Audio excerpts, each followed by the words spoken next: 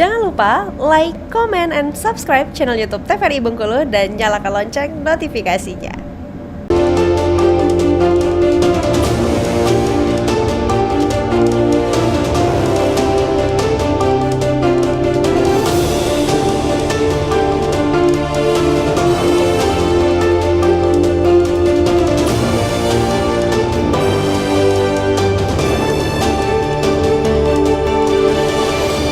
Pemirsa TVRI Bengkulu, Anda kembali menyaksikan Berendo masih bersama saya Afriko Zuhri, dan kali ini bersama dengan narasumber kami yang sudah hadir di TVRI Bengkulu. Sudah ada Bang Apri dan juga Bang Ilham. Berkaitan dengan tema pada hari ini terkait dengan peta politik dan juga harapan masyarakat Bengkulu. Nah, kalau kita bicara soal harapan masyarakat Bengkulu, bagaimana dengan visi misi dan juga program kerja dari para pemimpin ke depan, pastinya juga sejalan dengan pemimpin kita yang ada di atas ataupun pemimpin di pusat gitu ya. Nah, ini menarik, ada beberapa program dari pusat katakanlah yang menjadi tren saat ini terkait dengan makan gratis. Nah, ini menjadi acuan ataupun yang perlu diperhatikan untuk para pemimpin ataupun kepala daerah yang terpilih, bagaimana nanti akan merealisasikan terkait dengan makan gratis di Provinsi Bengkulu. Nah, kalau dari Bang Apri sendiri menanggapi hal ini, apakah nantinya akan terrealisasi dan bagaimana kira-kira persiapan yang harus dilakukan sebetulnya untuk kepala daerah untuk menjangkau hal ini? Ya, dari awal sebenarnya kita lihat ini menarik ya program dari Bapak Presiden, bagaimana ada makan siang gratis seperti itu. Tinggal nanti bagaimana memang turunan di bawahnya menerjemahkan seperti apa.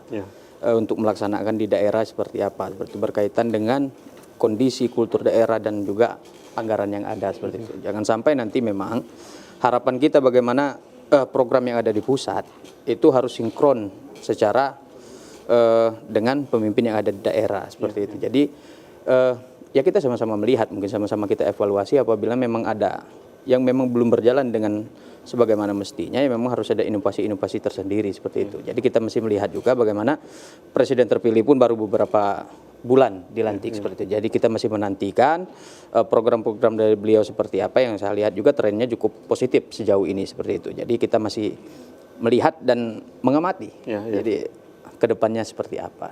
Kalau dari Bung Ilham sendiri seperti apa melihat untuk program-program dari Presiden yang sudah dicanangkan? Ini pastinya harus sejalan dengan program dari kepala daerah itu sendiri. Salah satunya ini terkait dengan makan gratis. Ini menarik ya. Maksudnya nanti akan diterapkan di masing-masing daerah, terutama untuk makan bergizi gratis untuk anak-anak sekolah nih. Seperti apa dari Ilham?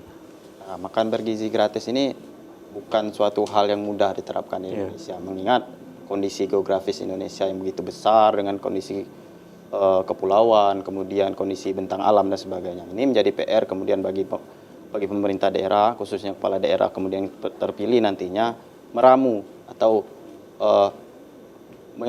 meramu kemudian bagaimana agar program yang memang dicanangkan oleh Bapak Presiden kita ini terjalan dengan baik.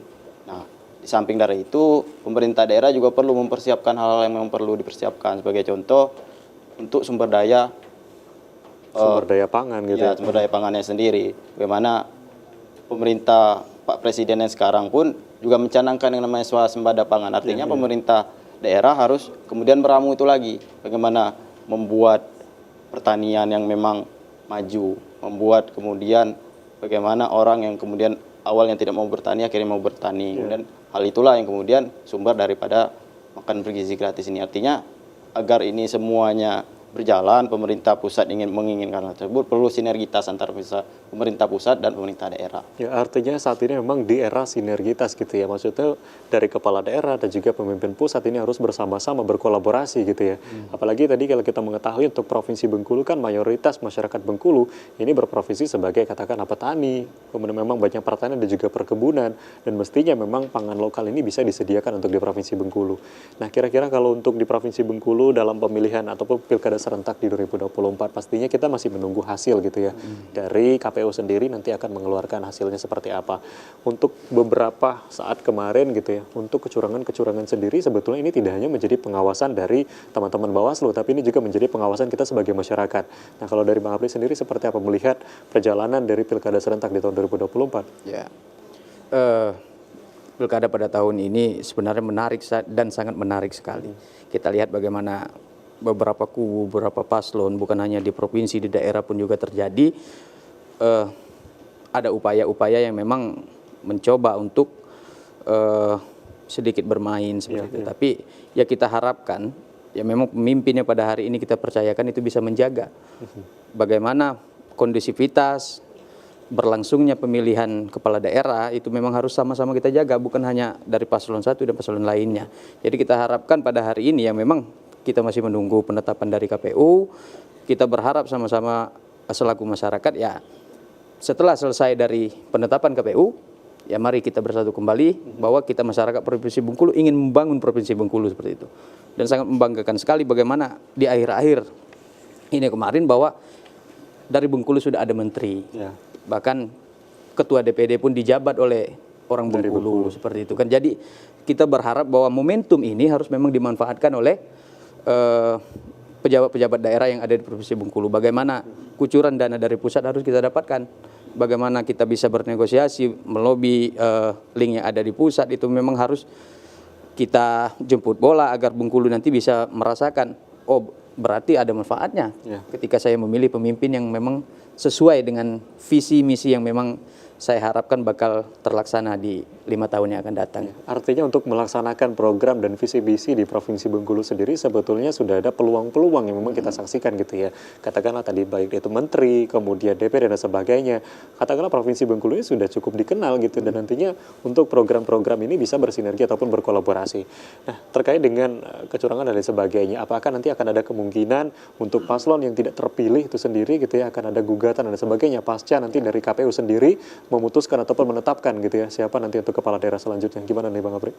Mungkin itu nanti kita nantikan itu. Biasanya setelah penetapan, setelah pleno memang ada mekanisme ketika memang harus ada selisih suara yang memang tidak terlalu jauh, karena saya lupa juga itu aturannya berapa persen yang memang harus bisa digugat ke Mahkamah Konstitusi seperti itu. Dan juga kemarin itu ada pemungutan suara ulang di Bengkulu Tengah seperti itu. Bagaimana juga Bawaslu yang mengawasi berjalannya pemilu ya kita harapkan berjalan sesuai dengan koridor mereka, sesuai dengan alur kerja mereka seperti itu. Kalau memang ada kecurangan ya ditindak seperti itu.